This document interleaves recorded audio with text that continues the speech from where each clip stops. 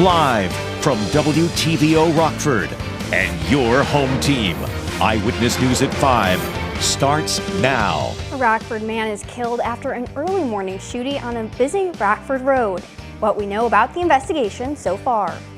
Students are preparing for school to start, but some are already on campus. A look at how Rockford University's retreat is designed for student success. And community members are treated to a special show this afternoon, the fundraiser that benefits those receiving care in a Rockford senior living community. Good evening, I'm Taylor Castro. Thanks for joining us tonight. A man is killed in a shooting early Sunday morning. The shooting took place in the 200 block of West State Street around 5 this morning. The man was rushed to a local hospital where he later died from his injuries. He was 24 years old. There's no word on any suspects. Police asked that the public avoid the area while they investigate. Another shooting early this morning leaves a girl wounded. The shooting took place in the 2900 block of Kishwaukee Street around 4 this morning. Rockford police found a girl with non-life-threatening gunshot wounds. Her condition is stable at this time. Police ask that the public avoid the area as the investigation continues. If you have information about either of these shootings, call Rockford Police or Crime Stoppers. A DeKalb County man is arrested after calling 911 when he got trapped in the locked walk-in freezer of a business that he had broken into. Officers were called to Faye's Finest Foods just before 7 Saturday night for a report of a person locked in the freezer. An investigation showed that the man had attempted to pick the lock on one of the doors, but was unsuccessful. He then entered the building through a broken window after unlocking it. He became trapped in the walk-in freezer and called 911 when he was unable to escape. Waterman police arrested 18-year-old Gabriel Morales. He has been charged with burglary and possession of burglary tools. A wild chase for an escaped suspect in Lake County, Illinois, ends in Wisconsin.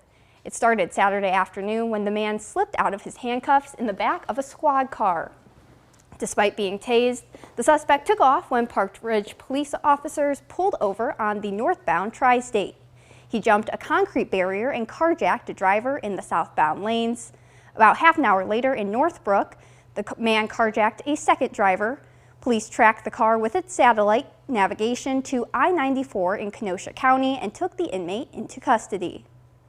This week, the Illinois Supreme Court will issue a ruling on the state's proposal to end cash bail. It's a key element of Governor J.B. Pritzker's criminal justice reform law known as the SAFETY Act. The law would abolish cash bail, allowing nonviolent offenders to return to their communities while awaiting trial. It was put on hold after a Kankakee County judge ruled last year that the bail provision was unconstitutional. Illinois Attorney General Kwame Raoul appealed that ruling to the Illinois Supreme Court. According to the court's clerk, the court expects to file its ruling at 9 a.m. on Tuesday morning.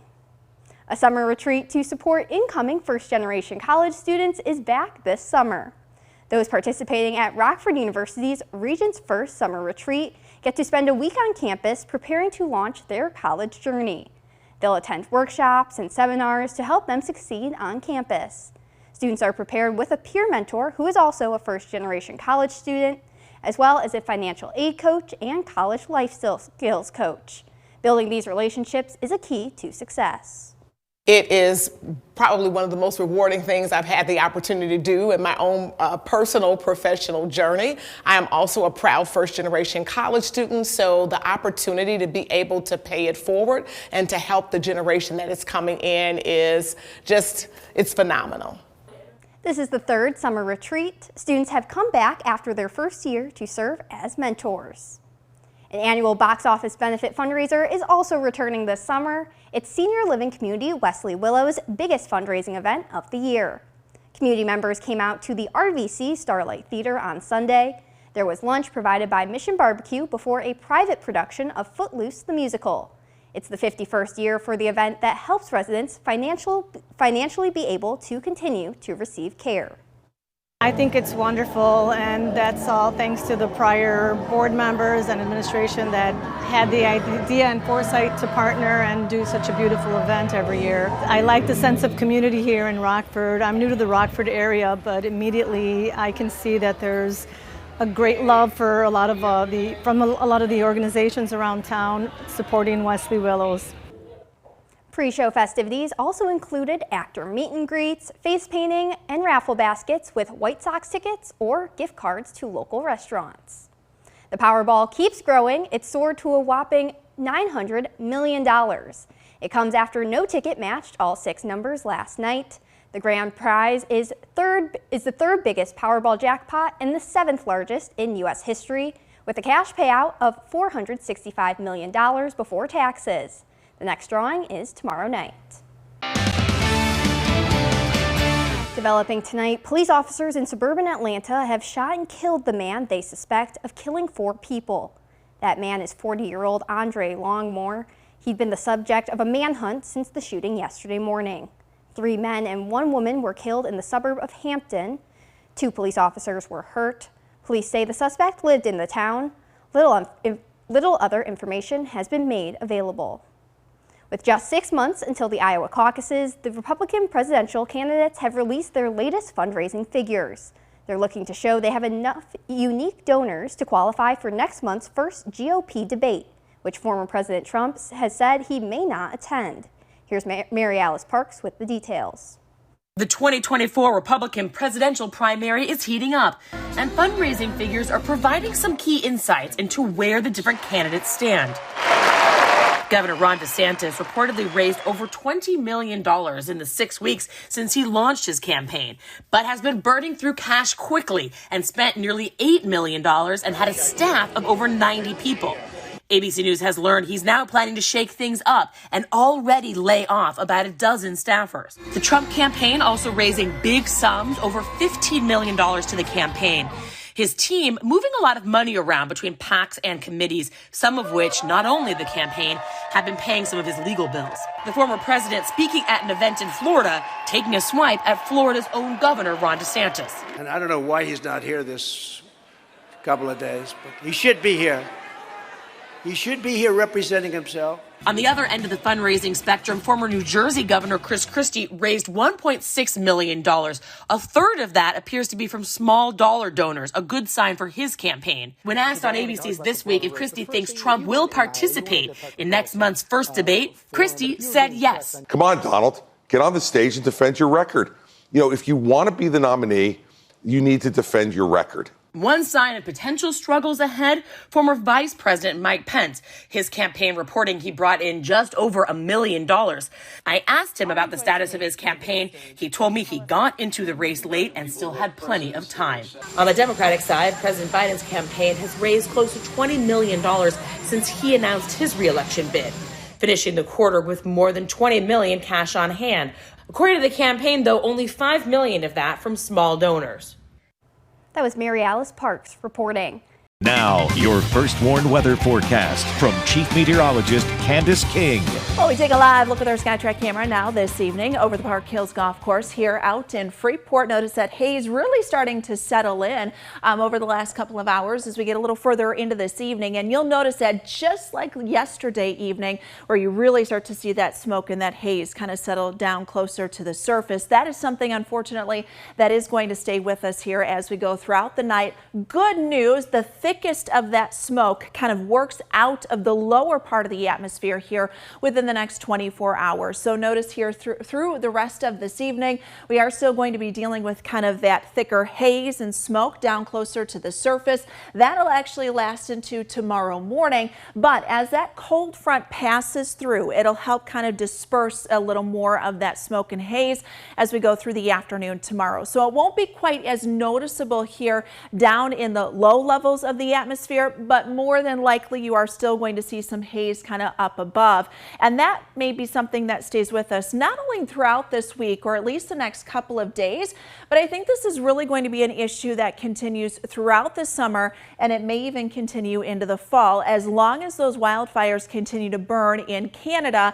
And every time that jet stream kind of positions itself coming in from the northwest or from the northeast, whether you've got a low pressure system up to the north, we are still going to see some some of that smoke kind of impact us. So it is something, unfortunately, that we are going to have to deal with here, not only for the next several weeks, but likely throughout the rest of the summer and even going into fall. Good news, we are starting to see some improvements in that air quality. It is still considered unhealthy for some. The current air quality index, when you look here for parts of northwest Illinois, just down south here of Rockford, there are going to be improvements for tomorrow, especially by the afternoon, and then once we get into Tuesday. So just kind of limit some outdoor activity if you are kind of sensitive to that ozone or some of those pollutants with some of that smoke and haze. Now, the impact that it's had on our temperatures, it didn't allow us to really warm to our full potential here this afternoon. We made it into the upper 70s, low 80s, and that's where we currently sit right now. Now, filtered out with some of the sunshine, we have had some higher level cirrus clouds and some fair weather cumulus clouds kind of pop back in here this afternoon, all out ahead, well out ahead of a cold front that sits up to the north. Eventually, that cold front works in our direction later tonight, but by the time it gets here, it's really not going to provide much oomph. We lose some of that instability. We do see an increase in moisture, so we may start to notice those dew point temperatures going up, but I'd say after about 8, 9 o'clock, we'd have a small chance for a passing shower, maybe a rumble of thunder. Not really expecting anything too severe. As that front continues to pass through, we'll see those conditions kind of improve. Storm chance will settle a little further to the south. And I will say, if we do have a shower thunderstorm that grows a little during the overnight tonight, we may have a strong wind gust or maybe some hail or two, but I think our severe threat stays fairly low here as we go through this evening. Temperatures tonight will drop down to 59. We're at 80 tomorrow. Same thing on Tuesday. We start to warm things up, Taylor, Wednesday, Thursday, and then we stay through those 80s and dry things out as we look towards the end of next week. Now sports with Reagan Holgate. We are right in the thick of the golf season here in Rockford. It was another big weekend for our local guys as they played the final 18 of the Aldine Cup today. And it was a beautiful day to be on the course at Aldine Golf Club. We were following the last group today that consisted of Robert Dolfelmeyer, Danny Gorman, and TJ Baker. Gorman was coming off a win last weekend in the Winnebago County Amateur. He shot an even par 72 yesterday, but the course didn't play as nice today. A lot of wind. He stuck one in nice and close on the 10th for a tap-in birdie there. He shot a 78 to finish in solo third. TJ Baker was looking for a 4th consecutive title in this tournament. He was 1 over to start the day today. But that's the thing about golf. Some days are just better than others. He finished 8 over in the tournament to land in 5th place. Now, it was all up to Dolfelmeyer to seal the deal after tying the course record yesterday with an opening round 65. That put him 7 shots ahead of the field to start the day, and he wouldn't let up. A few bogeys to start the back 9, but he finally got a birdie to drop in here on 14. It was a grind, but Dolfelmeyer finished with an even par 72 to win this year's Aldine Cup by an impressive 12 strokes. It's his first win ever in this tournament. I know coming in I was a little nervous, just again haven't played the best, we'll say, at this course recently, or I should say in the past few years, and knowing the caliber of golfers that are in Rockford and are playing in this tournament, I knew just coming in, try to play well, hit drives, good drives, make a few putts, and luckily was able to get off to a hot start yesterday and was able to hold on to it today, so it feels really good. Here's just one more look at the final scoreboard from this weekend. A 12-stroke difference between first and second place. It's just crazy. Dolfelmeyer finishes the weekend at 7 under. Kyle Slechta made a move to second after a 73 today. Danny Gorman in third at +6. Then the top 5 rounds out with Joey Watts at 7 over and TJ Baker at 8 over.